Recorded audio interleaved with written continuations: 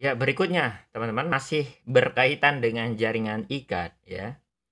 Nah, telah kita lewati ya 2 jenis jaringan ikat yang pertama, jaringan ikat longgar dan jaringan ikat padat. 2 yang pertama tersebut itu disebut dengan istilah jaringan ikat biasa ya. Adapun 4 berikutnya yakni darah, limfa, tulang keras dan tulang rawan nanti, ini termasuk jenis jaringan ikat khusus ya.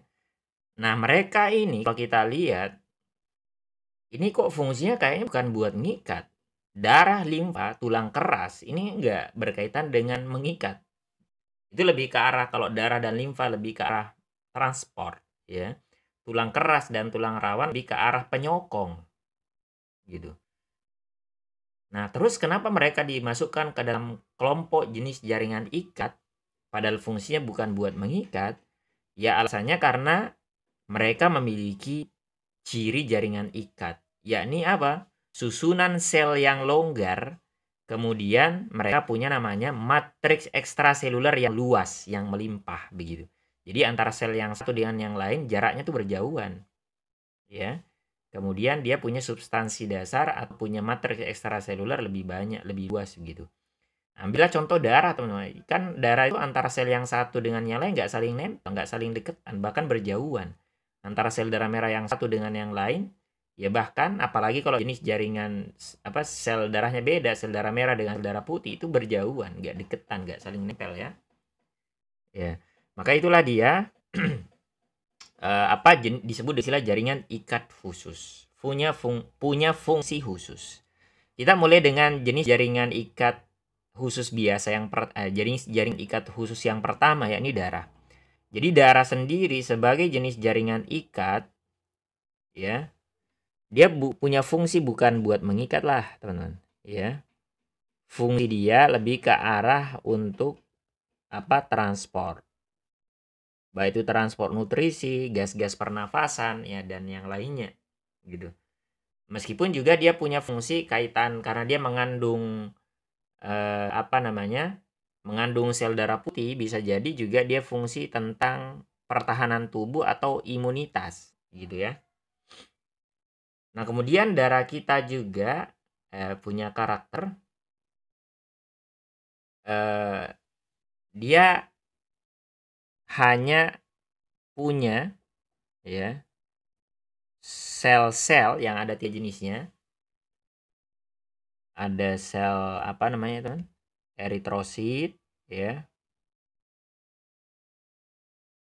trombosit, leukosit. Ya, 3 ya. Di komponennya hanya ada 2 nih. Kalau jaringan ikat basic secara dasar itu komponennya ada 3. Kalau dia cuma 2. Jadi dia nggak punya protein. Maksudnya dia nggak punya serabut protein. Ya. Dia hanya punya apa? Sel-sel dan substansi dasar. Yang mana substansi dasarnya? Ini kita sebut langsung dengan istilah plasma darah. Gitu. Dia tanpa tanpa serabut protein, nggak punya serabut kolagen gitu, nggak punya serabut elastin, nggak punya serabut retikuler.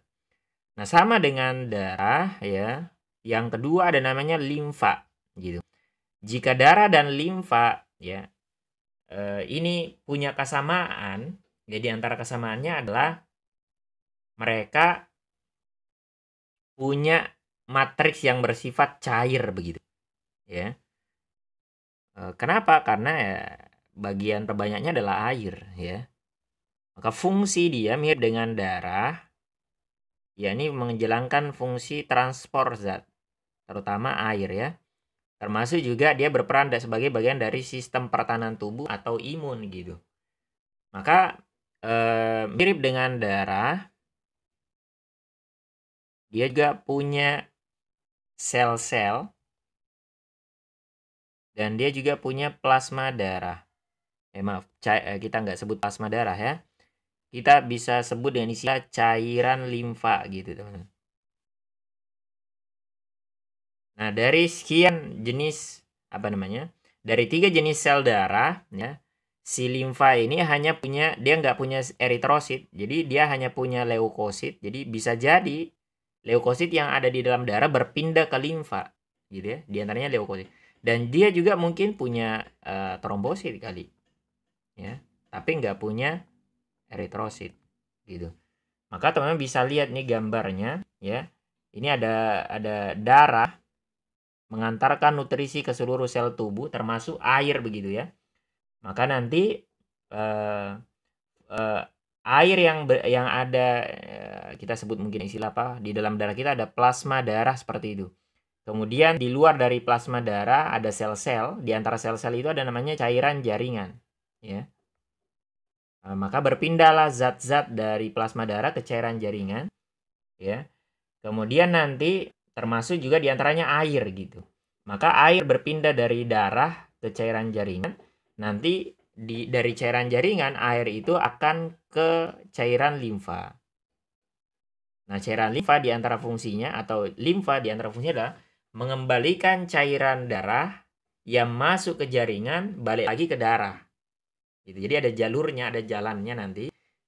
Pembuluh limfa itu ketemu dengan pembuluh darah yang ada di vena. Cuma kita nggak detail di sini ya. Nah, berikutnya ya adalah jenis jaringan ikat yang fungsi dasarnya penyokong. Di sini adalah tulang keras dan tulang rawan. Tulang keras dan tulang rawan. Ya, tulang keras ini teman-teman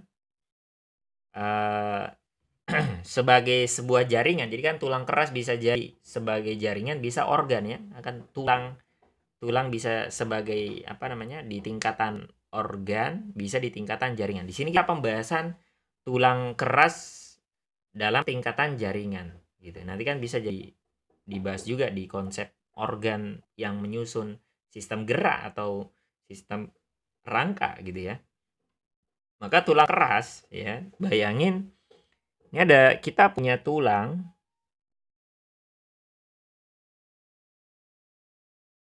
Ya, kita punya tulang nih.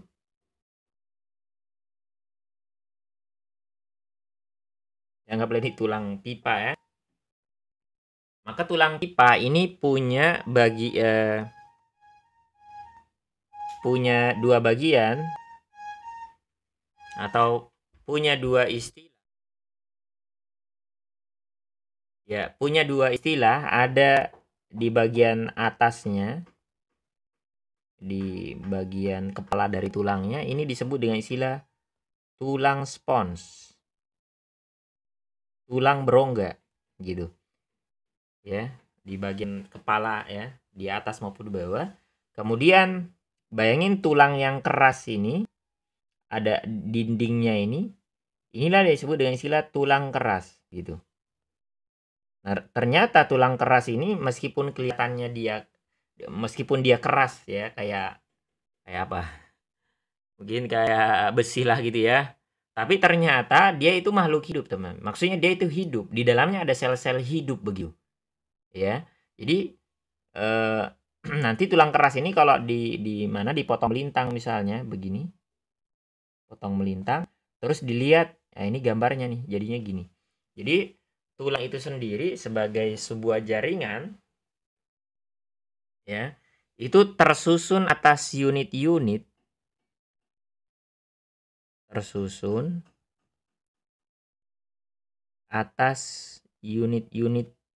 struktural ya.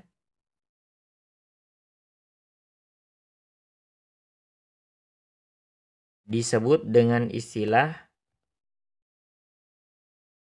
osteon. Ya. Atau boleh juga disebut dengan istilah sistem Havers. Jadi osteon itu apa? Sistem Havers itu apa? Jadi dari nama orang ya yang menemukan struktur ini. Nah, itu adalah unit struktural terkecil yang menyusun jaringan tulang keras gitu.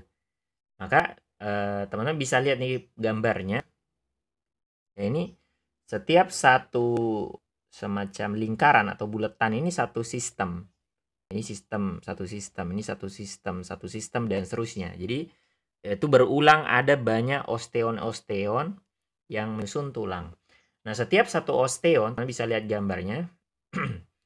itu tersusun atas komponen yang pertama adalah ini bagian yang ini rongga ya, dia lubang itu disebut dengan istilah saluran Havertz ya. Jadi saluran Havertz ini dia mengandung pembuluh darah dan saraf yang mana fungsinya jelas ya. Pembuluh darah kan untuk mengantarkan nutrisi menuju ke tulang-tulang kita, ke sel-sel tulang. Kan butuh makan, dia berupa sel hidup begitu. Kemudian di luar saluran Havertz ini, bayangin saluran Havertz ini kayak Ka'bah ya. Dia dikelilingin oleh orang yang lagi tawaf begitu. Jadi yang tawaf itu, yang mengelilingi dia, itulah sel-sel disebut dengan istilah sel osteosit. Ya, jadi di sini kalau di ini gambarnya, ya ini. Nah, ini adalah sel-sel osteosit ya. Yang mana dia terperangkap di dalam suatu rongga yang disebut dengan istilah lakuna. Jadi lakuna itu adalah rongga yang memisahkan antara osteosit dengan matriks ekstraseluler di luarnya. Gitu ya. Jadi awalnya namanya osteoblast ya. Sebelum dia menjadi sel tulang yang matang namanya osteoblast. Nah, osteoblast itu adalah sel pembentuk jaringan tulang ini tadi. Jadi dia akan menghasilkan matriks ekstraseluler di luarnya, kemudian nanti setelah dia matang dia akan semacam hibernasi begitu. Jadi dia terpisahkan dengan matriksnya dalam suatu rongga, dalam suatu gua yang disebut dengan istilah lakuna begitu ya. Nah, kemudian untuk mengantarkan nutrisi dari saluran Havertz ke osteosit dan dari satu osteosit ke osteosit yang lain, nah itulah muncul istilahnya kanalikuli, dari kata kanal gitu. Jadi ada saluran teman-teman yang menghubungkan antara ini ya saluran Havertz itu nanti ke osteosit yang satu ke osteosit yang lain begitu. Nah, ini ya namanya apa? Kanalikuli ya. Ini kita bisa tunjuk aja nih. Kanal apa nih? Kanalikuli gitu. Nah, ini komponen ketiga ya yang kita sebutkan. Nah, kemudian yang terakhir, istilah terakhir. Nah, ini di luar dari osteosit dan lakunanya itu kan adalah berupa matriks yang mana dia itu ada berlapis-lapis ya. Teman bisa lihat ada kelompok lapisan pertama, kemudian lapisan kedua, lapisan ketiga dan seterusnya. Nah, setiap lapisan yang berupa matriks ini ya disebut dengan istilah lamela begitu. Lamela artinya lapisan ya. Nah, itulah tulang keras ya, ringkasnya seperti itu. Dia kumpulan dari siapa tadi? Saluran Havertz, osteosit, kanalikuli dan lamela. Inilah yang membentuk yang namanya apa? Sistem Havertz. Yang mana juga tulang keras ini teman-teman dia punya matriks ekstraseluler yang keras ya. Jadi dia matriksnya ya yang membedakan dengan yang lain, matriksnya ini mengandung garam mineral.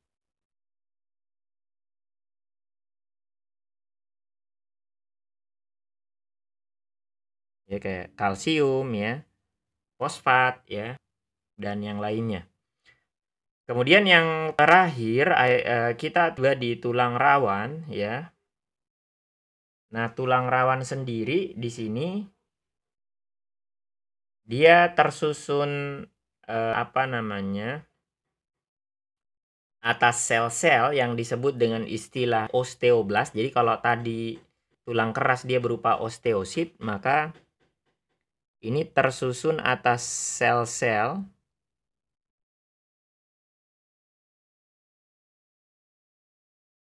yang disebut dengan istilah chondrosit ya. Ada kondroblast, ada kondrosit. Nanti kondroblast membentuk kondrosit. Dan dari sisi jenisnya dia ada 3 macam teman-teman ya. Cuman saya kurang gambarnya ini. Jadi ada 3 ya. Ada di antaranya namanya tulang rawan hialin.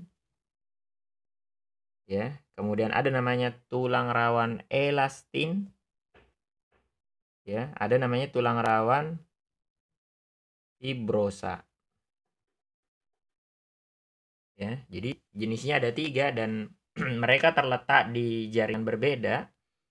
Ya, karena mereka punya struktur berbeda sehingga fungsinya juga beda dan ini mengakibatkan mereka berada di tempat berbeda begitu. Misalnya ambil contoh tulang rawan hialin ini misalnya terletak di mana?